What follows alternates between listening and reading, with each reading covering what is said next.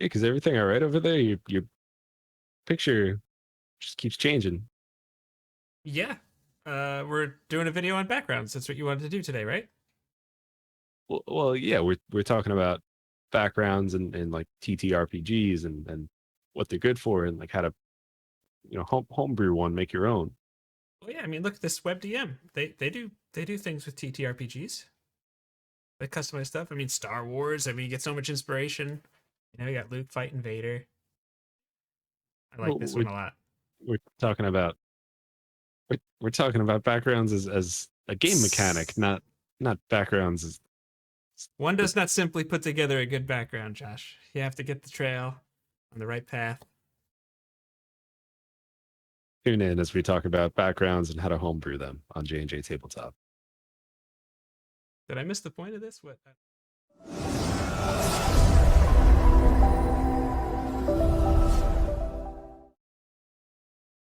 Hey, what's going on, everybody?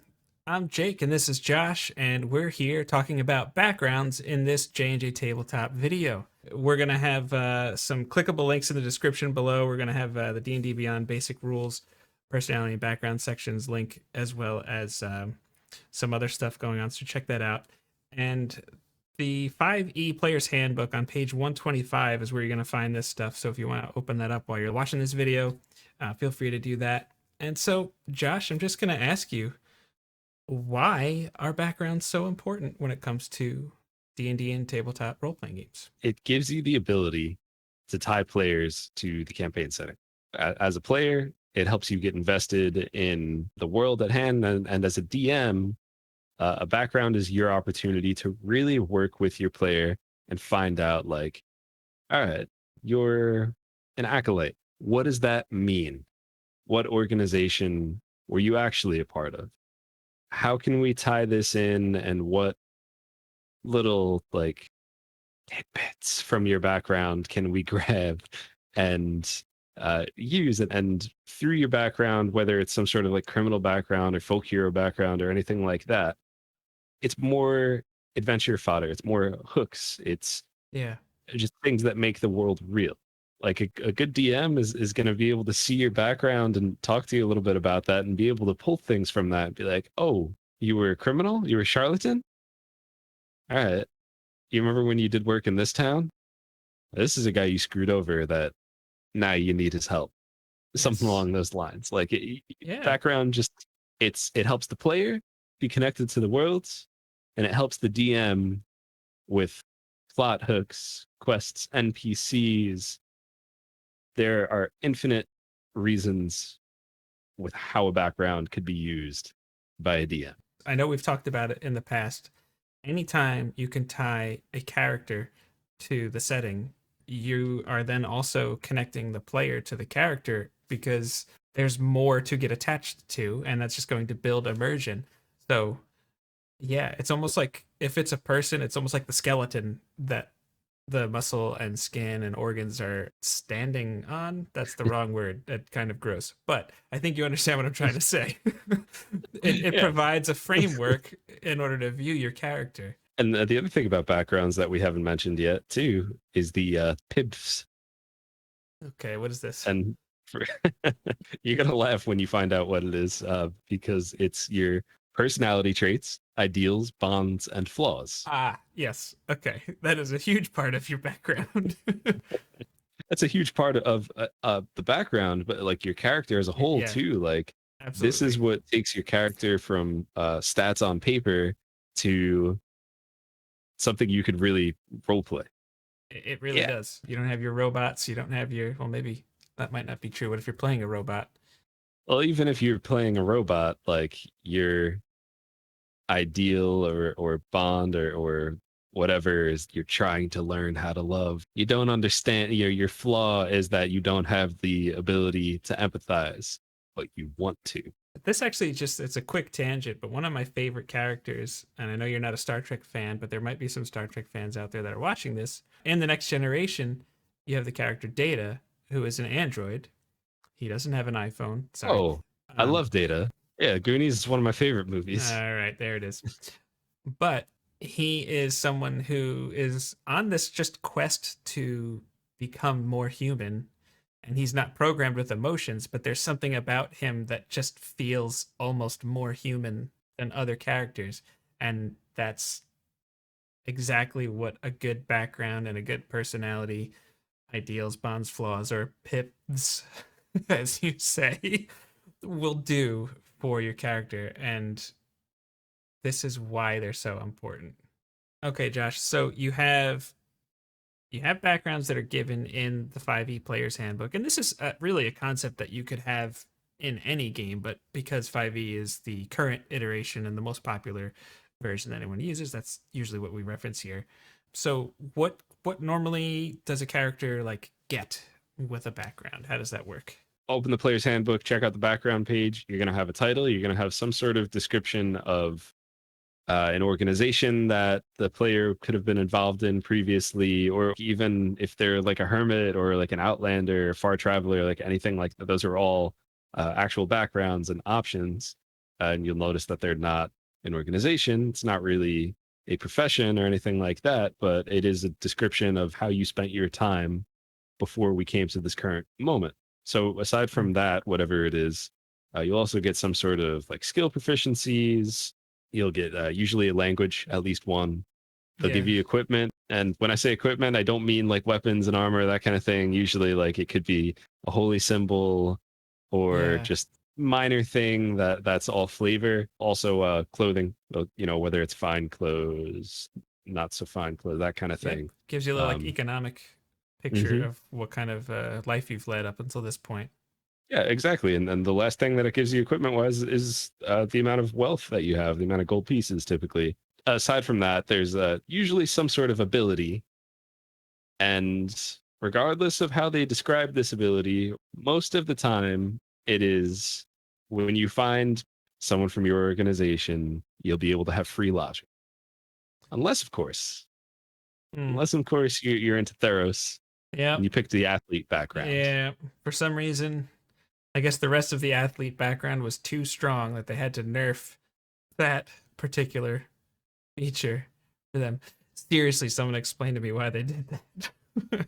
I love how you frame that because you get usually you get lore or story Mhm. and flavor, and you get some mechanics that kind of support how you had that you spent that time, right? So we'll just take a quick look at the acolyte, right? So you're someone who spent your life in service to some kind of temple, and so because of that you get proficiency in religion and insight because you would probably know things about religion, and you're probably dealing with reading people and trying to understand them and how you can help them. And then, like you said, Josh, you get two languages. Then you get your equipment, the holy symbol, like you said. And anytime you're in a place that is within that religious organization, you have a place to rest, just like Josh said. But they also give some goals as to how you can customize your own background. And this is really Yeah. what excited me about this video the most because, I mean, when it comes to the PIBs, the personality idea, bonds, and flaws, I almost always just flip through as many things as I want and just cherry pick that because I think it's sometimes more fun. But the options they give are normally fit in some way. Yeah, I actually do the same thing. I'll get wild and I'll search through until I find, pips that that I think fit perfectly for my character, which isn't always the Pips. case. Sometimes it is fun to roll for it. And one thing quick I will Yeah. say before we get into like the home brewing and all that kind of stuff, as similar as all of these backgrounds are with what they give you, what they offer, and you could complain about that if you want, but it makes it that much easier to homebrew your own because you have a very clear set of guidelines for Yeah. how to move forward and how to do your own thing. Clearly tell if something is too strong, clearly tell if something you don't get enough from it. Yeah. Athlete, it was too strong. They had to nerf something. Apparently. I'm uh, sorry, I'll never not make jokes about that. It's just my yes. favorite thing. But okay, so we have the customizing a background section in the player's handbook, and this is the pattern, just like Josh said, it's two skill proficiencies.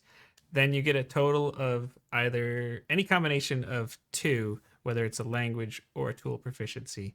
So you might know two languages, you might know two tool proficiencies, or one on one. Those are all the combos. And then the feature, I actually I mean, a place to stay is certainly fine, especially if you're like belong to, the Iron Gauntlets or whatever organization that you might be a part of. But if you could think of something that might be more fun, throw it by your DM. Or if you're a DM and you have an idea for a custom background for a player as they're talking to you, just throw that idea out there. It might be more fun. In our Ancient Relics and Hoki Religions game, Vale, the character I play, has a custom background. And it's something that I really enjoy. It's come up a handful of times. It's never really been anything that's been over the top at all. And we'll put a link to it in the description. But he has a smuggler background, and there's a whole bunch of smuggler backgrounds that you might find, but the one that we're using, you'll see in the link below. So the smuggler feature here is called Trained Eye, and so Vale has extensive practice at concealing items, and it's given him an uncanny ability to tell when someone is hiding something, whether they're telling a half truth, actively hiding a dagger in their belt. You can always just have a sense that there's just something more going on here. And so once in a while during the game, I just say, "Hey, Josh, is his like spidey sense tingling here? Is there something going on?" And I feel like that just makes Vale feel special in that way. And it's just one of those little extras that you can add to your game. I'm not sure who did put this one together, but that's a fantastic feature. But yeah, this is a pretty cool background. Something like Trained Eye, that toes the line. Does that override insight and perception when it comes to looking at people? And the answer is no. No, it doesn't. Trained Eye is not an all-seeing eye. It's not 100% accurate 100% of the time. And it's not detailed. It's just exactly. something else going. I can't put my finger on it, but something else is happening here. If you have an ability, like we'll say specifically Trained Eye, right? If there's a moment where there's something that you think is super important or whatever, and you don't really want them to know 100%, well, Trained Eye is going to, instead of just making it a yes or a no, just make it a bonus on a check. It's as simple as that. Sure. But yeah, I could see you saying like, well, you get a +2 on this insight check because it's like +2 is always a very good little bonus number. And yes, like I said, it makes me feel like Vale has something special about him, and that makes me like Vale more, which makes me like the game more. And it's these little details, like I said before, that can just make your games shine. And that's why we do these videos. Absolutely. And you might be saying like, all right, he's a smuggler, why don't you take the criminal background? You could do that if you want, but I personally, I think it's so much better to, instead of having that general background, right? This is a big thing for me. And instead of picking the general, like I'm a knight or I'm a criminal or I'm an acolyte or whatever, take that, use that as a starting point, but then get very specific. What kind of knight are you?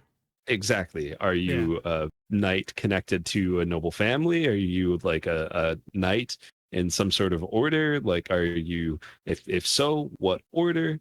If you're a criminal, what kind of criminal are you? Oh, you're a smuggler. Okay, so you're not really tied to a specific organization. You just, you're just good at moving products, whatever that product may be. You know, and then we even get even more specific than that. Like, what kind of stuff did you normally smuggle? Artifacts, that kind of thing. Like, even if you look at the smuggler table, it has items. So either addictive substances, alchemical ingredients or potions, exotic creatures, discounted weapons, antiquities, or weaponry. I think we decided antiquities for you for obvious reasons. Yeah, but, that fits. Yeah. But you're absolutely right. Anytime you can just add another layer of ownership, of just reality to someone, believability to someone, it's just going to show. Let's look at one more quick thing on the smuggler. Even in the equipment, you have hooded common clothes, you have a backpack, but it's not just a backpack. You have a backpack with a hidden compartment. Yeah, something that I've used already in this campaign and felt awesome doing it. It is a very subtle and not at all game-breaking adjustment to regular equipment that everyone's going to have. You have a secret pouch in there. Doesn't mean that no one's going to find it, but it does mean that if someone searches through your things, as they might if you're a smuggler, you have a better chance of hiding it. They could still find it, absolutely, but it makes Veil special. No one else in the group has a hidden compartment in their backpack. They might have a prison pocket, but everybody has that. Fair enough. That's where I keep my shiv. Oh boy. So when you're making a character, or when you're helping your players make a character, whether it's session 0, pre-session 0, whatever you're doing, and you're choosing that background, even if you choose one from the player's handbook, totally fine. Get specific with it though. Try to decide, like, you're a folk hero. All right, what happened? Let's look at these spots on the map. Where would you like to be from? These are the things that could have hurt you, or whatever. Find a way to really tie your players to the setting, or tie yourself to the setting. Players, if you want a custom background so that it ties you to the setting a little bit more, any good DM is going to be so excited. They're going to be so stoked. They're going to be like, oh, wait, you want to, let me break out my campaign Bible. Yeah, let's talk about, like, You're interested in my lore? Like, every DM's going to just beam at that. And we've talked about this a million times before. The more tied you are to the campaign, the more real it is, the setting rather, the more real it is, the more fun you're going to have, the more opportunities you're giving your DM to work with you and create a really special story. So we would really love to hear, have you ever made any custom backgrounds? Or even if you've used the player's handbook backgrounds, how have you taken those backgrounds as is and tied them into your worlds, or even the world that already exists of, the one part of the realms that are remembered, the Sword Coast? Even if you're trying to tie those backgrounds into the Sword Coast or any other part of the Forgotten Realms, how did you do that? What did that look like? Did you create a new title for it? We would love to hear all about that. And just comment below and let us know, and check the link tree, go to Discord, and we can talk about it even further on there if you'd like. So please like, comment, subscribe to this video, to this channel. And if you want to hear more from us, we got plenty of other stuff. So we'll see you soon. Hey Jake, is everything all right over there? What do you have going on? It looks like your green screen's doing something. Yeah, well, we got doing video on backgrounds, so I figured I'd mix it up a little bit, and got some stuff going on. Oh, look, I'm Inigo Montoya. Yeah. You killed my father. Why did you say like Christopher Walken? I don't know. Oh, wow. Hey. Oh, look. I'm Inigo Montoya. You killed my father. Prepare to die.